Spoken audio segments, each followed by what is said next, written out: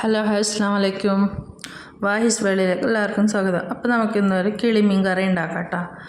ഒരു വ്യത്യാസമായിട്ട് നമുക്ക് കിളിമീൻ കറി ഉണ്ടാക്കാം. അപ്പോൾ അതിനാവശ്യമായിട്ട് ആദ്യം നമുക്ക് കുറച്ച് മസാല അരച്ചെടുക്കുന്നുണ്ട്. അതിന് വേണ്ടിയിട്ട് ഒരു ചെറിയ കഷ്ണം ഒരു അരസവാള എടുത്തിട്ടുണ്ട്.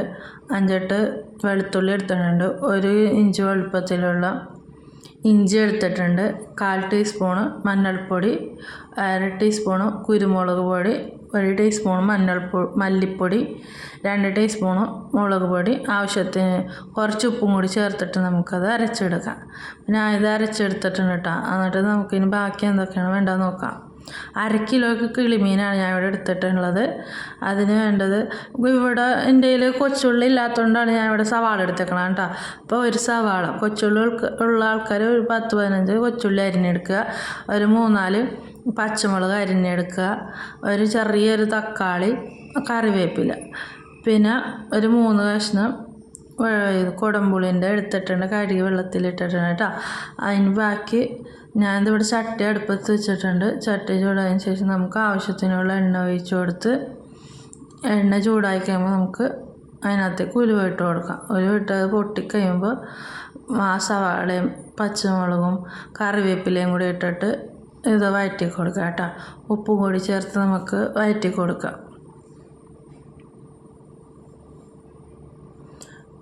കൊച്ചുള്ളി അതിൻ്റെ ടേസ്റ്റ്. കൊച്ചുള്ളി ഇല്ലാത്തതുകൊണ്ടിട്ടാണ് ഇത് എടുത്തേക്കണത്. എല്ലാവരും എടുക്കുമ്പോൾ കൊച്ചുള്ളി എടുക്കാൻ ശ്രദ്ധിക്കുക. പിന്നെ ഇത് നിങ്ങൾക്ക് എൻ്റെ വീഡിയോ ഇഷ്ടമാണെങ്കിൽ ലൈക്ക് ചെയ്യണം, ഷെയർ ചെയ്യണം, സബ്സ്ക്രൈബ് ചെയ്യണം കേട്ടോ. നിങ്ങളുടെ അഭിപ്രായങ്ങളും കമൻറ്റ് ബോക്സിൽ അറിയിക്കേണ്ടത് കൂടിയാണ്. നല്ലോണം ഒന്ന് വയന കിട്ടണം കേട്ടോ. സവാള അതുകൊണ്ട് ഇത്തിരി താമസം പിടിക്കണ്ട്.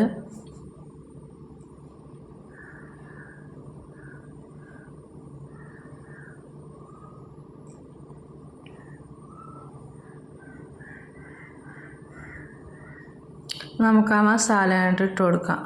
മസാല ഇട്ടിട്ട് ഒന്ന് നല്ലോണം തീ കുറച്ച് വെച്ചിട്ട് നമുക്കൊന്ന് അടച്ച് വെച്ചിട്ട് ഒന്ന് ഇതാക്കാം കേട്ടോ. ഒരു 2-3 മിനിറ്റ്. അപ്പോൾ ആ എണ്ണയ്ക്കൊന്ന് മുകളിലേക്ക് തെളിഞ്ഞ് വരും. അടി പിടിക്കുകയില്ല. തീ കുറച്ച് വേണ്ട, ഇതുപോലൊക്കെ ആയിക്കിട്ടും. നല്ലോണം ആ മസാലേൻ്റെ ആ മണമൊക്കെ മാറിക്കിട്ടും.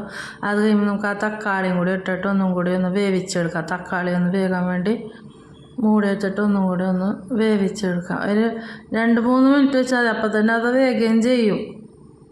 കൂടുതൽ സമയം എടുക്കുകയൊന്നുമില്ല. ഇതാണ്ട് തക്കാളിയും കൂടി വെന്തിട്ടിട്ടുണ്ട്. അടിയും പിടിച്ചിട്ടില്ല. ഇതേപോലൊക്കെ കാണിക്കണമെങ്കിൽ അടിയും പിടിക്കില്ല. പുളിയും കൂടി ഇട്ട് കൊടുത്തിട്ട് നമുക്ക് അപ്പോൾ ഇത് വെള്ളം നമുക്ക് അധികം ഒഴിക്കണ്ട കേട്ടോ. എന്ന് വെച്ചാൽ ചാറ് കൂടുതലായിപ്പോവും. പിന്നെ അത് ചാറ് വറ്റിക്കാനും പറ്റില്ലെന്ന് വെച്ചാൽ ഞാൻ ഇവിടെ തേങ്ങാപ്പാൽ എടുത്തിട്ടുണ്ട്. 1 ഗ്ലാസ് തേങ്ങാപ്പാൽ തേങ്ങാപ്പാൽ ഇട്ട് കൊടുക്കണോണ്ട് അപ്പോൾ അധികം വെള്ളത്തിൻ്റെ ആവശ്യമില്ല. അതിൽ ചാറ് ഭയങ്കരമായിട്ട് കൂടിപ്പോവും.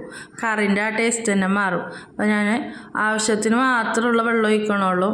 അധികം വെള്ളം ഒഴിക്കണില്ല കേട്ടോ. ആ ചാറ് വെറുതെ ഒന്ന് കഴുകി ആ വെള്ളമാണ് ഒഴിച്ച് വെക്കണം. മസാല അരച്ച് ചാറ് കഴുകി വെള്ളം മാത്രമേ ഒഴിക്കണുള്ളൂ.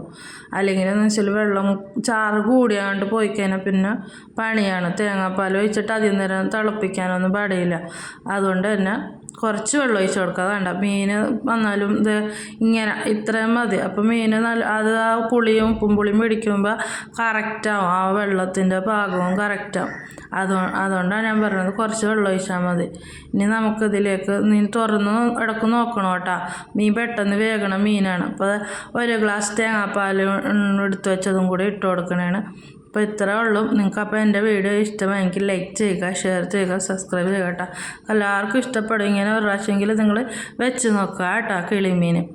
ഓക്കെ, ഇനി അടുത്ത വീഡിയോ വരുന്നവരെ ഓക്കെ ബൈ. Thank you.